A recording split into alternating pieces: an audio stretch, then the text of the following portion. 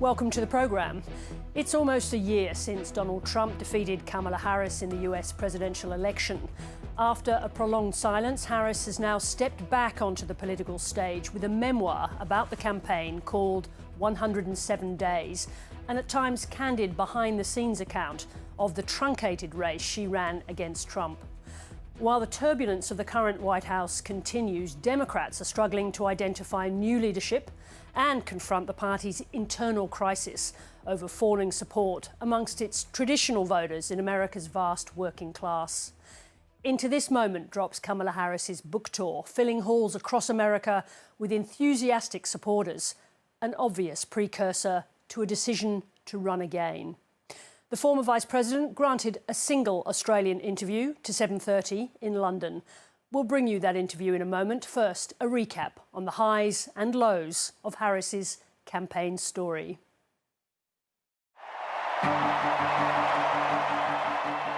accept your nomination to be President of the United States of America.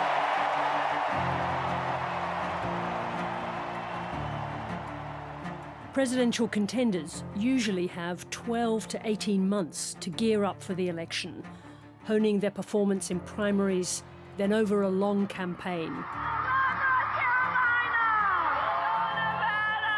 Good to be back in Pennsylvania!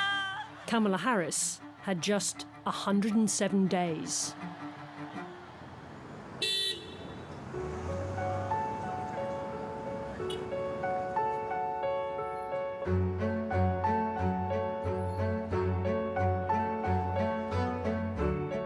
In the first half of 2024, one question dominated in Washington, D.C.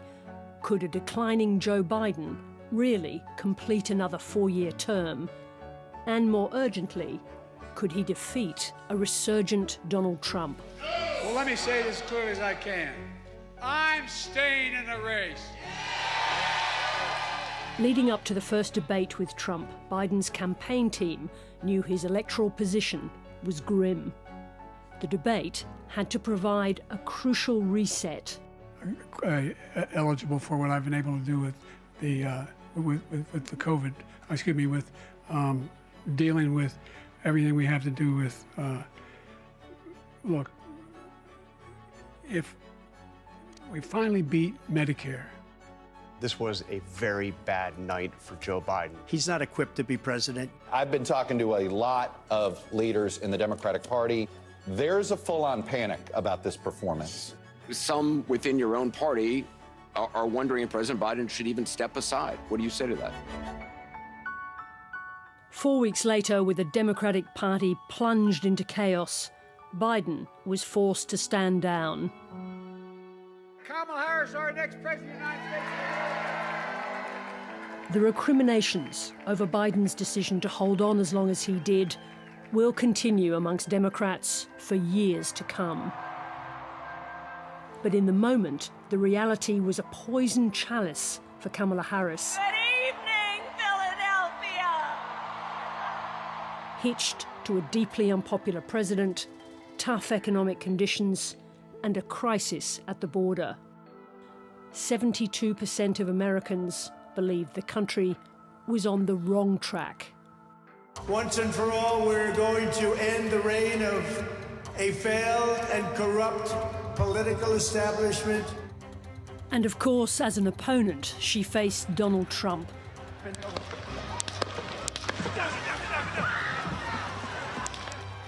And his unique political genius.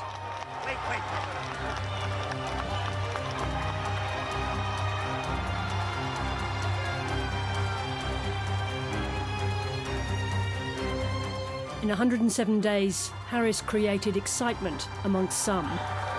She bested Donald Trump in debate. This is someone who has openly said he would terminate, I'm quoting, terminate the Constitution of the United States.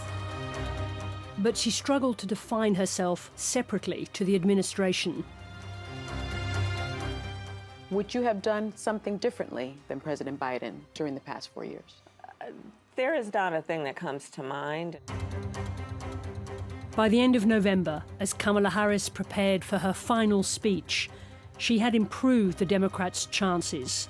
the polls described a dead heat. The Fox News decision desk can now officially project that Donald Trump will become the 47th. Donald Trump has exploded every rule in American politics, including the one about second chances.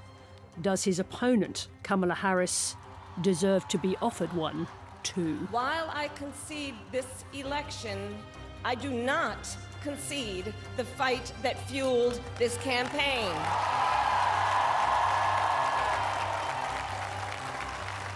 I thank you all. May God bless you, and may God bless the United States of America. I thank you.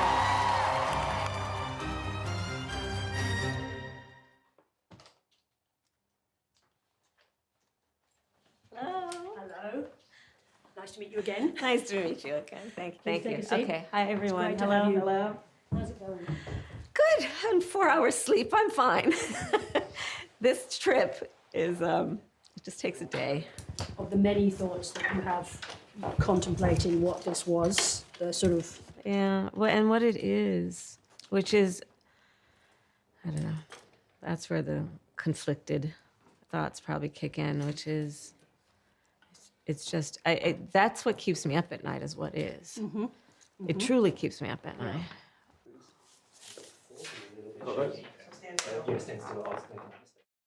Kamala Harris, welcome to 7:30. Thank you, it's good to be with you. I want to go back to election night eve. Yes. You'd gone into that day feeling optimistic, but then you get a call from your campaign manager. I'm sorry, ma'am, I don't think you're going to get there. How did you feel in that moment? I was in a complete state of shock. And so much so that the only words I could speak over and over again were, my God, my God, my God. I knew what it was going to mean for my country. I knew what it was going to mean for my country. And what about you in that moment too? You know, I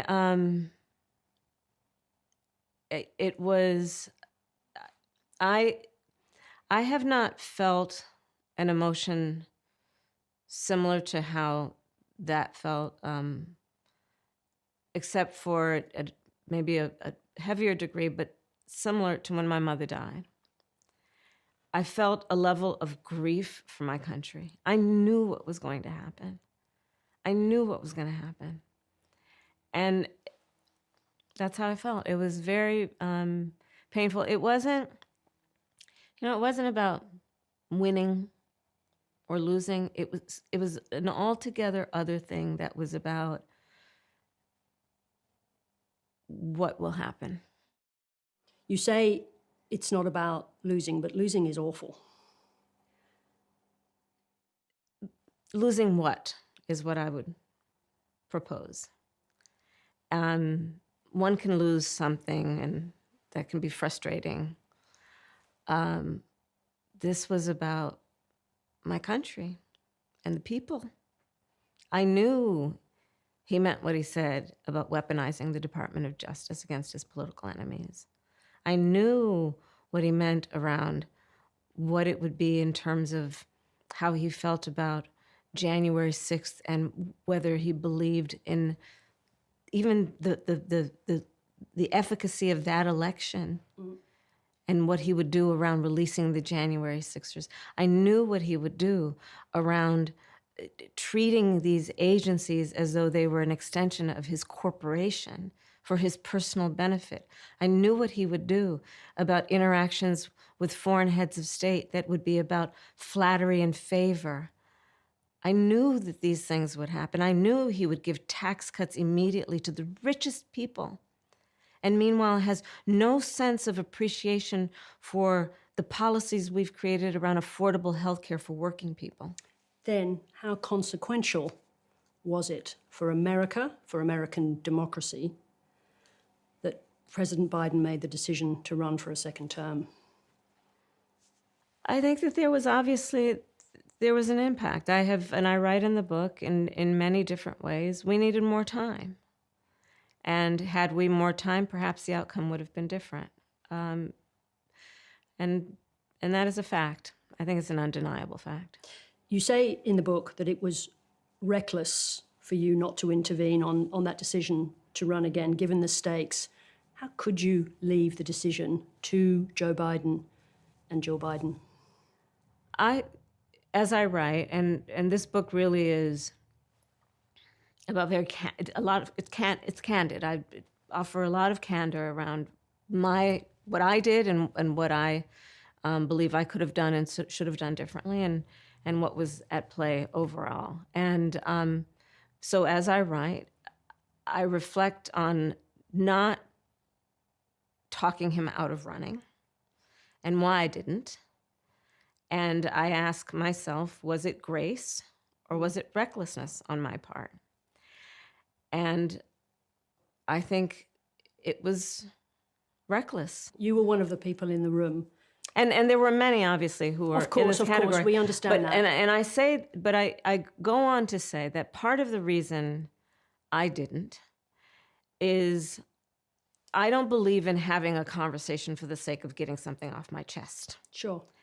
It's about making it productive. Mm-hmm. And I believed that were I to raise it with the president, it would have been it would have appeared to be so completely self-serving that it would have been counterproductive. And yet you now call it reckless. I think that in retrospect, it was a conversation I should have raised, even if it were ill-received. Didn't you also have a responsibility? You were one of the people in the room. You saw, notwithstanding that you said that he was able to execute his job, but you knew he was asking for 4 more years. Didn't you have a responsibility as an American to step up and say something at that point? I did not question Joe Biden's capacity to be president at all. For 4 more years? I did not question his capacity. I saw him in the Oval Office, in the Situation Room, meeting with world leaders on a daily basis. And I did not have any question about that. My concern... Even up to 2028? Correct. My concern... Well, I mean, I can speak for up until 2024. But I guess what I'm asking is, you saw how he was. You saw some of the deficits notwithstanding. My concern was whether he had... Running for president of the United States in a nation of 330 million people is an extraordinary feat about energy and endurance, and especially talking about running against the person who's now in the White House, and doing it with the heavy responsibility of being the sitting president. And that was my concern about whether, I talk about running for president. Some people say, oh, it's a marathon. No, I would call it a marathon running at a sprinter's pace with tomatoes, I'm in England, tomatoes being thrown at you every step you take.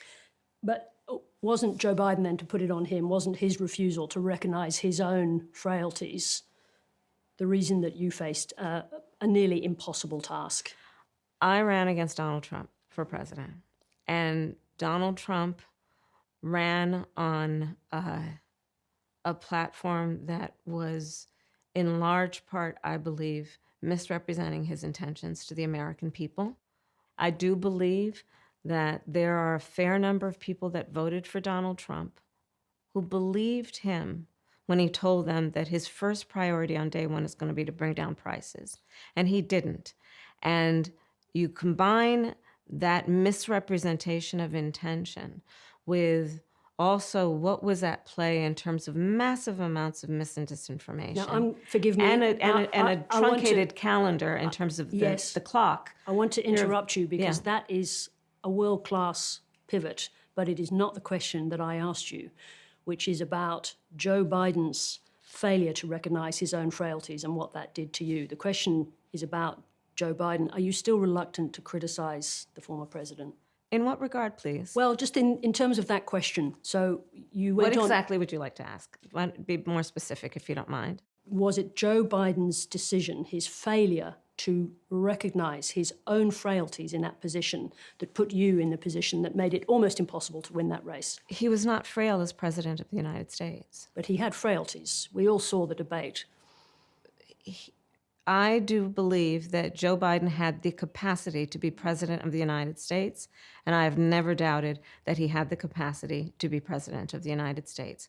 If you want to talk about whether he had the ability to endure what a race for president of the United States would require in that political environment in 2024, as I've said in the book, I had concerns. I'm just wondering, is there a reason why you won't go to that prolonged frailty question? Well, we saw the debate, we saw the difficulty he had marshalling his thoughts. I have answered that question. I do not believe that there... I think it's just hard watching the debate to see how there could not be a problem long term with someone who can't marshal their thoughts. I'm not saying his acuity wasn't present. I talked about that in the book, and I also mentioned the context in which that debate occurred. And you'll probably remember how I talked about that in terms of what his travel schedule had been, that what he had been enduring in terms of the timing of that debate. I talk about it extensively in the book. I'm not shying away from that. That's why I wrote it in the book, because I do know it's a question people had. I want to go to another question about him. You described this. I think it's one of the standout scenes in the book. You're preparing for one of the most difficult tasks a politician in the world can do, which is prepare for a US presidential debate against Donald Trump, perhaps the most difficult contender. Joe Biden called you. What happened? He called to, I thought, congratulate me or to wish me good luck. And then he brought up other issues, which I have discussed in the book. Which is, he was talking about some criticism that he'd heard from some donors in Philadelphia. Correct. That's right. Now, what did you think about that? As I write in the book, it threw me off for a moment, but I obviously, if you watch the debate, you will see that it did not have any impact on my performance, which many people, if not most, would and did declare that I won that debate. I'm curious, because you are undercutting the language of your own book. You say in the book, Doug Emhoff, your partner, your husband, could see how angry and disappointed you were. Yes, of course. So let me ask you... He did see that. Yeah. He did. But just now, you didn't quite put it in those terms. Someone rings you at that crucial moment and talks about something else and then goes on to talk about his own debates against Trump. What was your reaction to him giving you that call? I was upset about it, as I write about in the book. Yes. I just sense a slight reluctance to go there, to put those words. It's one thing writing them in the book. Are you unwilling or reluctant to have your criticisms of Joe Biden, as frank as they are in the book, on tape, on camera? Of course not. I wouldn't have written a book if I didn't want to be on record about that. So...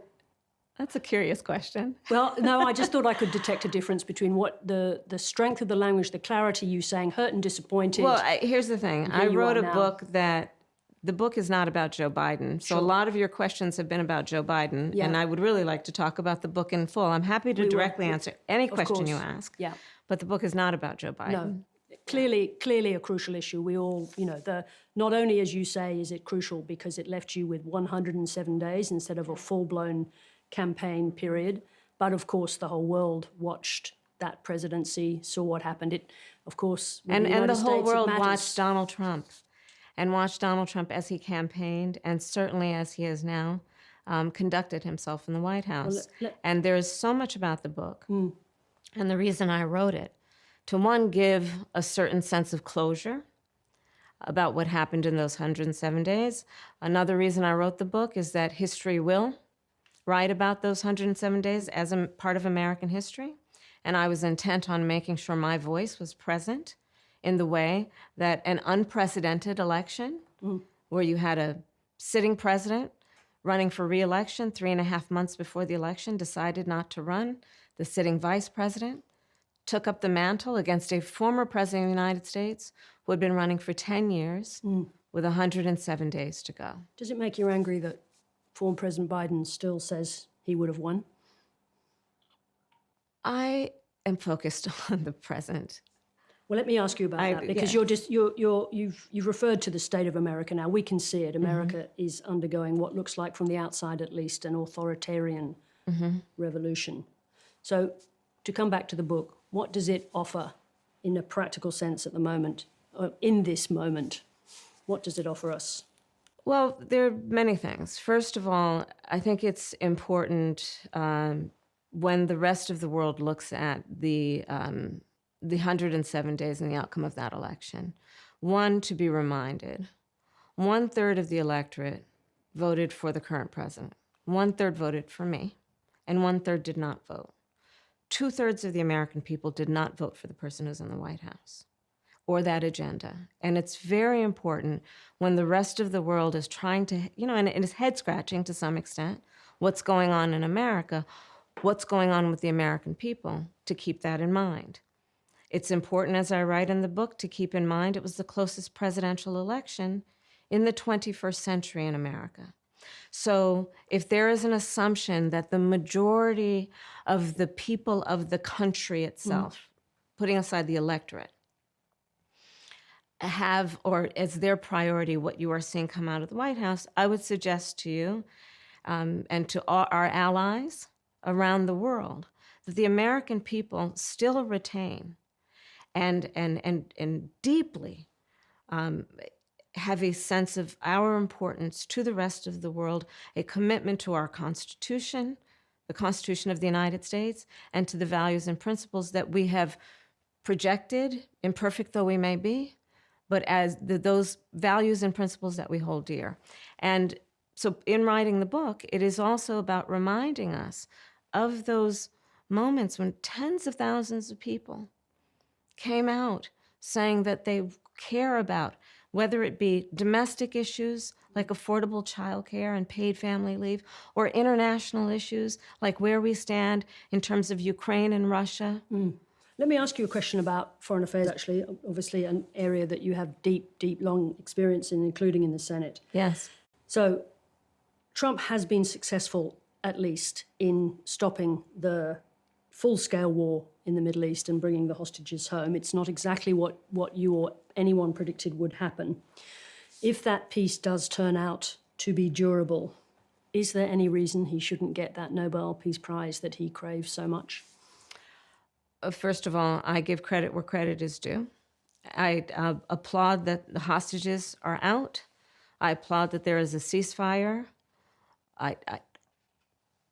It may be temporary. We will see. Each day, we're seeing different levels of activity come out of that region. I give credit to the Egyptians, the Qataris, and President Trump for arriving at the agreement.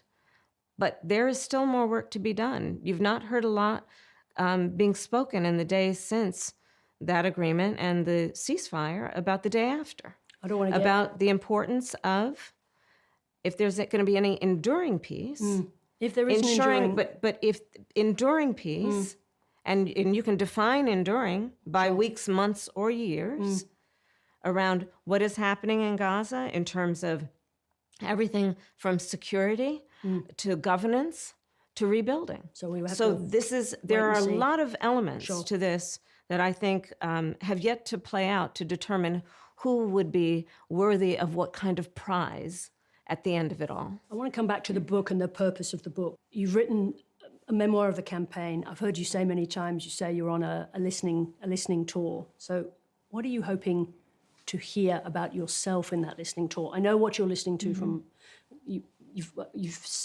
talked about the stories that you've heard, but what are you hoping to hear about yourself on that tour? Well, one of the resounding messages that I'm receiving as I am traveling the country and listening is that people want their immediate needs to be met. And they want to know from people like me and anyone in a leadership role, in particular elected office, that they're listening. They want to be heard. I have talked with many young people, for example, who are very concerned, young adults, about the future of work. Gen Z are estimated to have as many as 10 to 12 jobs in their lifetime. They're not sure if what they are learning now in high school or college will actually result in a meaningful job.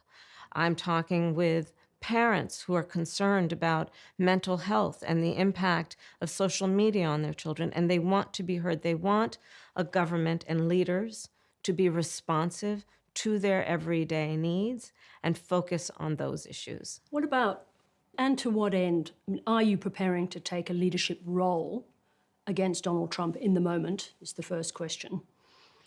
Well, part of the work that needs to be done is helping people to put a name and words on what's happening right now. Part of what I've been talking with thousands of people since I wrote the book about is the fact that this all feels very chaotic right now. But let's not conflate that feeling with what, in fact, I believe is happening, which is that we're experiencing a high-velocity event that is about the swift implementation of a plan that has been decades in the making. And if we're to take lessons from the election and this moment to guide us as we go forward, we have to understand this is much bigger than that one person in the White House. Sure. There is an agenda that has been at play and that is being implemented. Buchanan, Gingrich. Let me bring it back to you, if I may. I mean, in a sense, it is a well-worn path in US politics. I interviewed Hillary Clinton after the book she wrote after she lost to Donald Trump. She too was on a listening tour and testing to see whether or not she would consider a comeback. You know, there are very few second chances in American politics. What makes you think the voters might think differently about you if you ran again? I'm not at that point. I've focused on that. My focus is on the book tour and actually being out with the people and lifting their voices.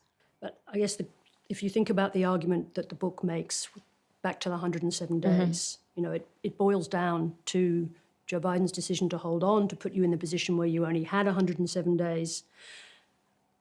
Does your long association, though, with Joe Biden mean that the voters in the Democratic Party, it becomes impossible for you to run again with that association? Does that association now become the thing that stops you running again? You know, I've been on this book tour for a month. Tens of thousands of people are showing up for it. So I think there is an appetite for this conversation that I'm having with the American people. Is there an appetite for Kamala Harris as president? We will see if I choose to run. Kamala Harris, thank you very much indeed. Thank you.